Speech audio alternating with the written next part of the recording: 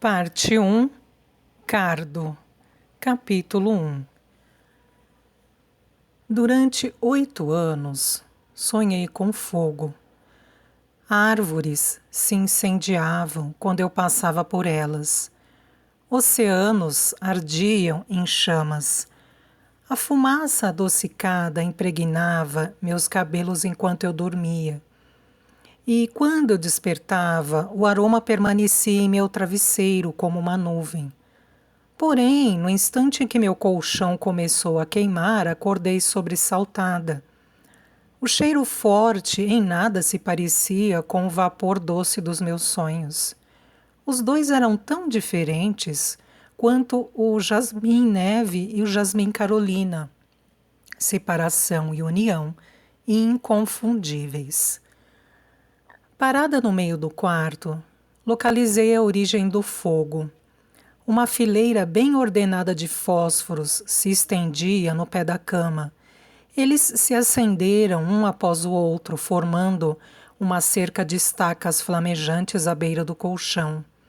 Quando vi o fogo, senti um terror incompatível com o tamanho das chamas, e por um momento paralisante voltei a ter 10 anos, com uma sensação de desespero e esperança que nunca antes experimentara e que jamais viria a ter de novo. Mas o colchão sintético sem lençol não se incendiou como aconteceu com o cardo naquele final de outubro. Apenas chamuscou-se antes que o fogo se apagasse. Era meu aniversário de 18 anos. Na sala de estar, uma fileira de garotas inquietas estava sentada no sofá. Elas me olharam de alto a baixo, parando em meus pés descalços, sem queimaduras. Uma delas pareceu aliviada, outra decepcionada. Se eu fosse ficar mais uma semana, teria memorizado cada expressão. Então, me vingaria colocando pregos enferrujados em solas de sapatos, ou pedrinhas em tigelas de cereais. Certa vez, cravei a ponta de um cabide de metal no ombro de uma colega de quarto, enquanto ela dormia, por causa de uma ofensa bem menos grave do que um incêndio premeditado. Porém, em 1 hora eu não estaria mais ali. Todas as garotas sabiam disso. Uma delas se levantou no meio do sofá. Parecia jovem, uns 15, no máximo 16 anos, e era bonita de um jeito que eu não via sempre. Boa postura, pele clara, roupas novas. Não a reconheci de imediato, mas quando atravessou a sala, notei algo de familiar no modo como se movia, com os braços arqueados, um tanto agressiva. Embora ela tivesse acabado de se mudar para lá, não me era estranha.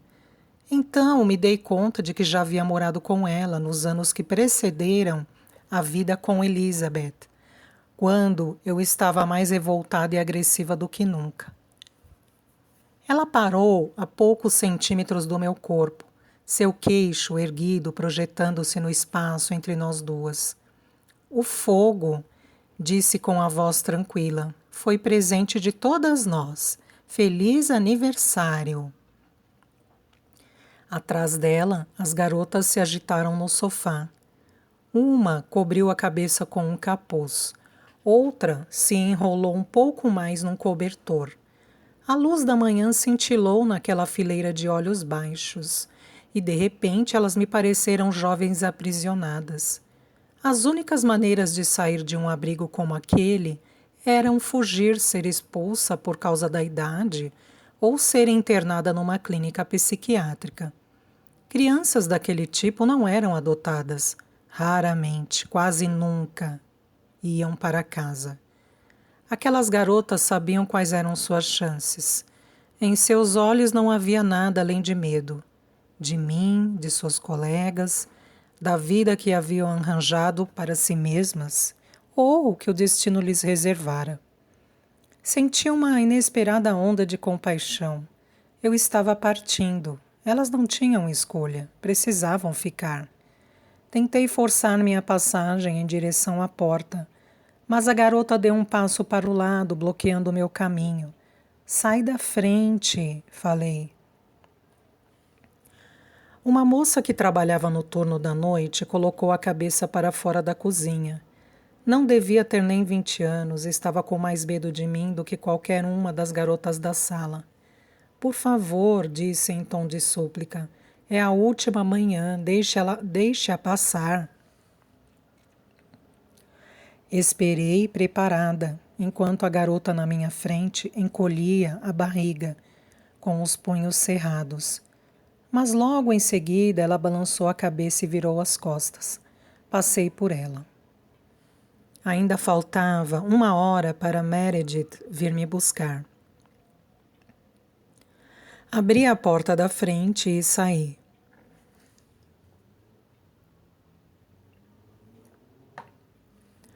São Francisco amanhecera em meio à neblina.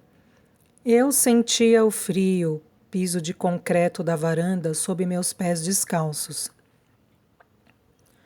Detive-me pensativa. Tinha considerado dar o troco às garotas, algo mordaz e rancoroso. Porém me senti estranhamente indulgente. Talvez por ter completado 18 anos e de repente aquilo estar acabado para mim, eu tenha sido capaz de olhar para a ofensa delas com ternura. Antes de ir embora, senti vontade de dizer algo que tirasse o medo de seus olhos. Desci a Fell Street e dobrei na esquina com a Market. Diminuiu o ritmo ao me aproximar de um cruzamento movimentado, sem saber ao certo aonde ir.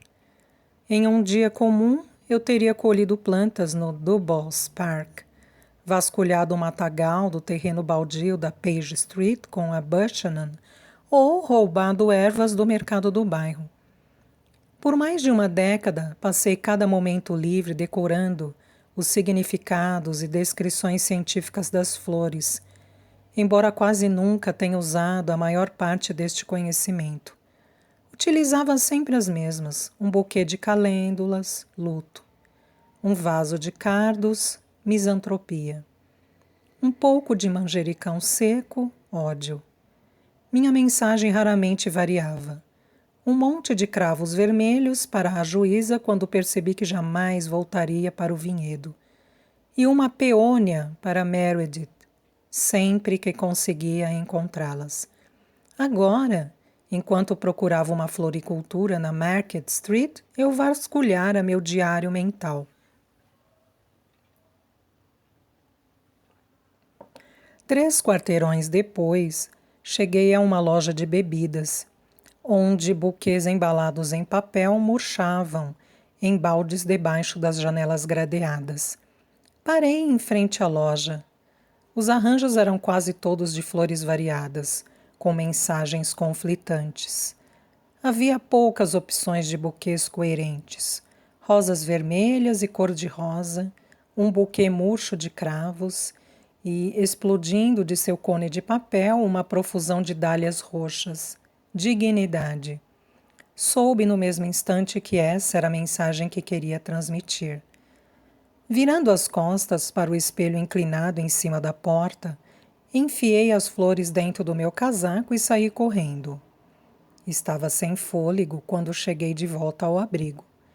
Encontrei a sala de estar vazia e entrei para desembrulhar as dálias. As flores tinham um formato perfeito, com camadas de pétalas roxas, de pontas brancas se abrindo, a partir dos miolos espremidos no centro, o que lembrava os raios de uma estrela. Arrebentei com os dentes o elástico que as prendia e desembaracei os caules. As garotas jamais entenderiam o significado das dálias, que era por si só uma declaração ambígua de encorajamento.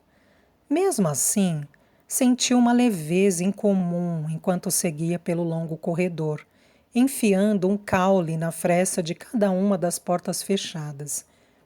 Dei as flores restantes para a moça que trabalhava no turno da noite. Ela estava parada à janela da cozinha, esperando sua colega chegar para substituí-la. Obrigada, falou confusa, quando lhe entreguei o buquê. Ela girou os caules rígidos entre as palmas das mãos. Meredith chegou às 10 horas, como prometera. Eu estava esperando na varanda, com uma caixa de papelão equilibrada sobre as coxas. Em 18 anos, o que eu mais havia juntado eram livros. O Dicionário de Flores e o Patterson Field Guide do Pacific States Wildflowers. Meu guia de flores silvestres, Elizabeth os enviara para mim um mês depois de eu sair de sua casa. Livros de botânica de várias bibliotecas de East Bay, a região ao leste da Baía de São Francisco. Edições de bolso de poesia vitoriana roubadas de livrarias pouco movimentadas. Pilhas de roupas dobradas cobriam os livros. Uma coleção de peças encontradas e roubadas. Algumas cabiam em mim, outras não. Meredith estava me levando para um lar provisório chamado The Gathering House, no bairro de Outer Sunset. Eu estava na lista de espera desde os 10 anos. Feliz aniversário, disse Meredith, enquanto eu colocava minha caixa no banco de trás de seu carro. Fiquei em silêncio.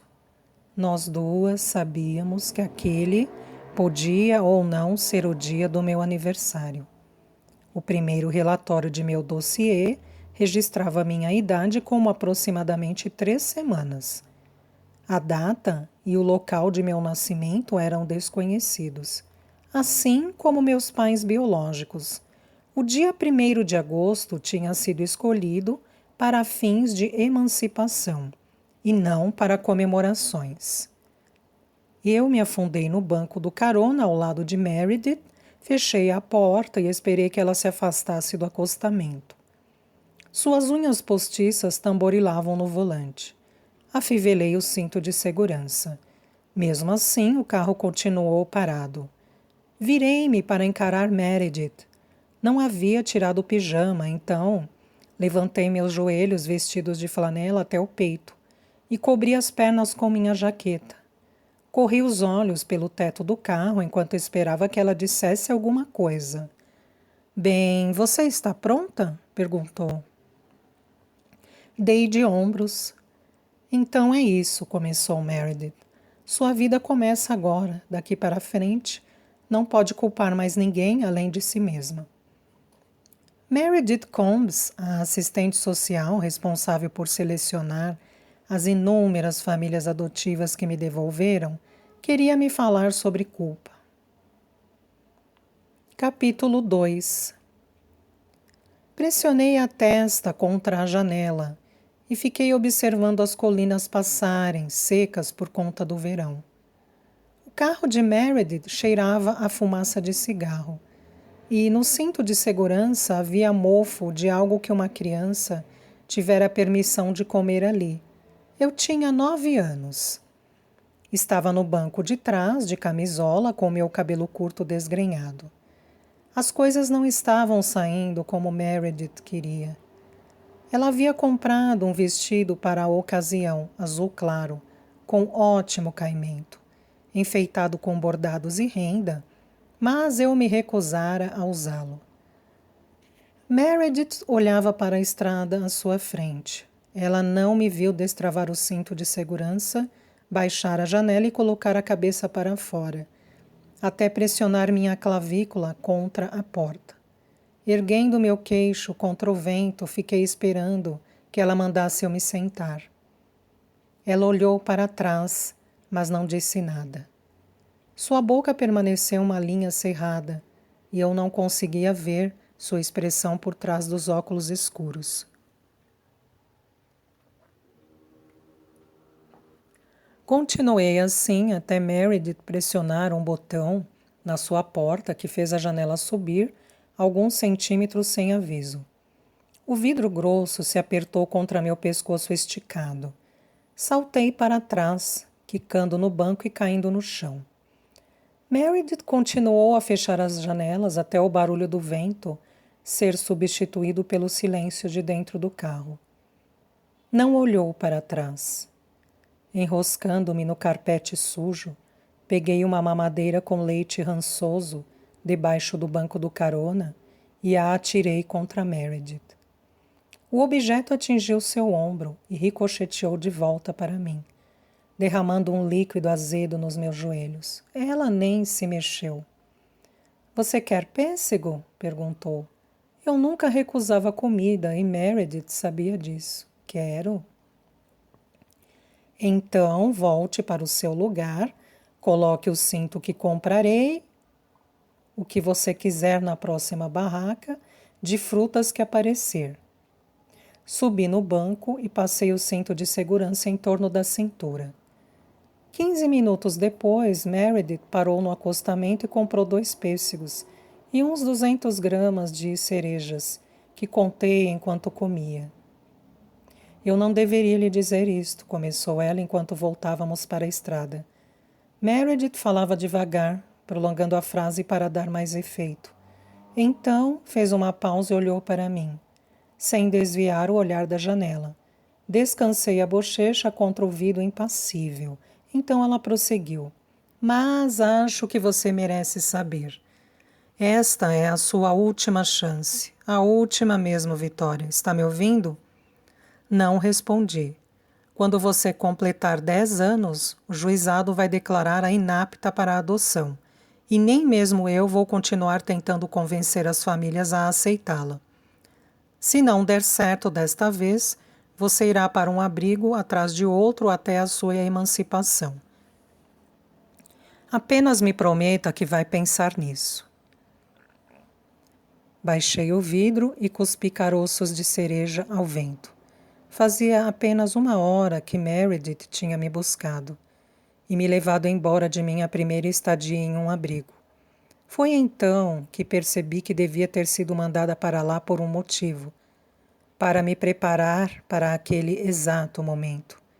Não tinha feito nada para ser expulsa do meu lar adotivo e fiquei no abrigo apenas 1 semana, até que Meredith foi me buscar, a fim de me levar para Elizabeth.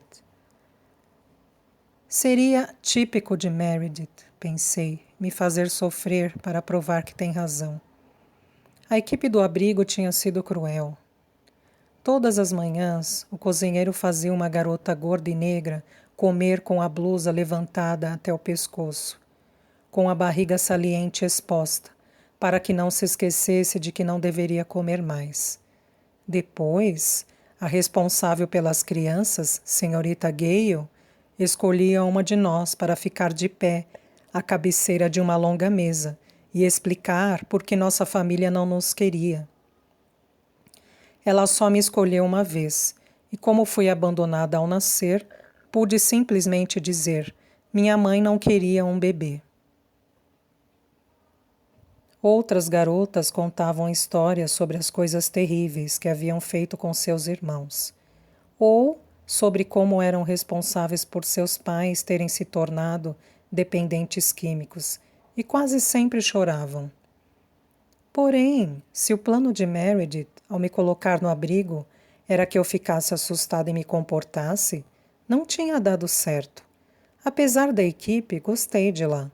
As refeições eram servidas em horários fixos. Eu dormia com 2 cobertores e ninguém fingia que me amava. Comi a última cereja e cuspi o caroço na nuca de Meredith. Apenas pense nisso, repetiu ela.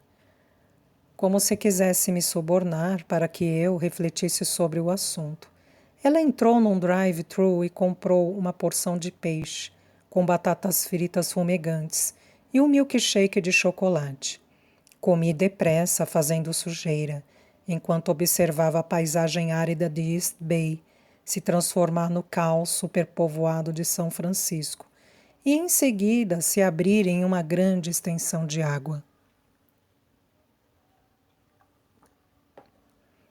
Quando atravessamos a ponte Golden Gate, minha camisola já estava coberta de pêssego, cerejas, ketchup e sorvete. Passamos por campos secos, por uma fazenda de flores e por um estacionamento vazio, até enfim chegarmos a um vinhedo, com as plantas organizadamente enfileiradas sobre as colinas ondulantes. Meredith freou de modo brusco e dobrou à esquerda. pegando uma longa estrada de terra abatida e acelerando pelo caminho acidentado, como se não pudesse esperar nem mais um instante para me tirar de dentro do carro. Passamos a toda por mesas de piquenique e por carreiras de videiras bem cuidadas, com troncos grossos e os ramos crescendo, sobre grades de arame baixas. Meredith diminuiu um pouco a velocidade em uma curva antes de acelerar de novo, levantando poeira, e seguir em direção a um aglomerado de árvores altas no centro da propriedade. Quando parou e a poeira baixou, vi uma casa de fazenda branca. Tinha 2 andares e um telhado pontiagudo, uma varanda envidraçada e cortinas de renda nas janelas. À direita havia um pequeno trailer e mais de um barracão caindo aos pedaços, com brinquedos, ferramentas e bicicletas espalhados entre eles. Como eu já havia morado num trailer antes, perguntei-me imediatamente se Elizabeth teria um sofá-cama, ou se eu seria obrigada a dividir o quarto com ela. Não gostava de ouvir as pessoas respirando.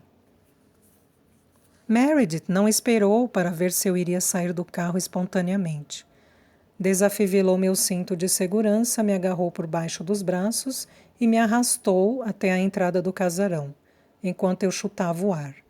Esperava que Elizabeth fosse sair do trailer, então estava de costas para a varanda e não a vi antes de sentir seus dedos ossudos no meu ombro. Com um grito, saí correndo, descalça, até o outro lado do carro e me agachei atrás dele. Ela não gosta de ser tocada, ouvi Meredith dizer para Elizabeth com evidente irritação. Eu avisei. Você precisa esperar que ela se aproxime. Fiquei com raiva por ela saber disso. Esfreguei a pele onde Elizabeth tinha me agarrado, como se tentasse apagar suas impressões digitais. E continuei atrás do carro, fora de vista. Vou esperar, disse Elizabeth. Falei que iria e não pretendo faltar com minha palavra. Meredith começou a listar os motivos pelos quais não poderia ficar, para nos ajudar a nos conhecermos melhor. Um avô doente, um marido preocupado e seu medo de dirigir à noite. Elizabeth ouvia com impaciência, batendo o pé perto do pneu traseiro. Em instantes, Meredith iria embora, deixando-me exposta no caminho de cascalho. Eu recuei, engatinhando. Depois de disparar para trás de uma nogueira, levantei-me e saí correndo. Assim que as árvores acabaram, agachei-me na primeira fila de videiras, escondendo-me no meio de uma delas, especialmente densa. Puxei os galhos soltos para baixo e envolvi meu corpo magro com eles. Do meu esconderijo ouvia Elizabeth vindo na minha direção, e ajustando os ramos, pude vê-la andando por um dos corredores.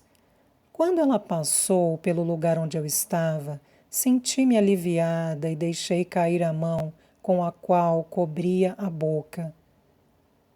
Erguendo o braço, apanhei uma uva do cacho mais próximo e mordi sua casca grossa. Estava amarga. Eu a cuspi e, uma a uma, peguei as outras uvas do cacho e as esmaguei com o pé, o suco jorrando entre meus dedos. Não vi nem escutei Elizabeth voltar na minha direção.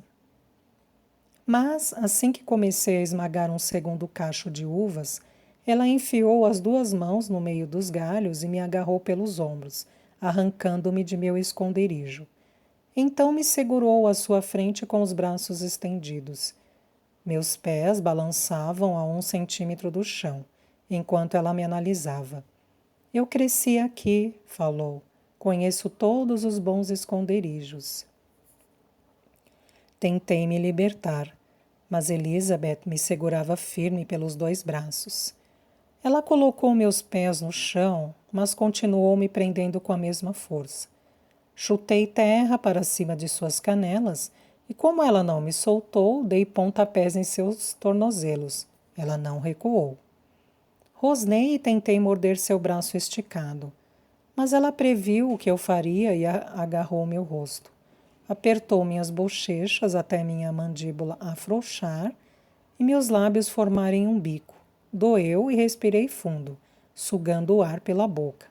Nada de morder, disse inclinando-se para a frente como se fosse beijar meus lábios rosados e franzidos. Mas parou a poucos centímetros do meu rosto, seus olhos escuros perfurando os meus. Eu gosto de ser tocada. Você vai ter que se acostumar com isso. Em seguida, abriu um sorriso alegre e soltou meu rosto. Não vou me acostumar, jurei. Nunca. No entanto, parei de lutar e deixei que ela me arrastasse até a varanda e para dentro da casa fria e escura.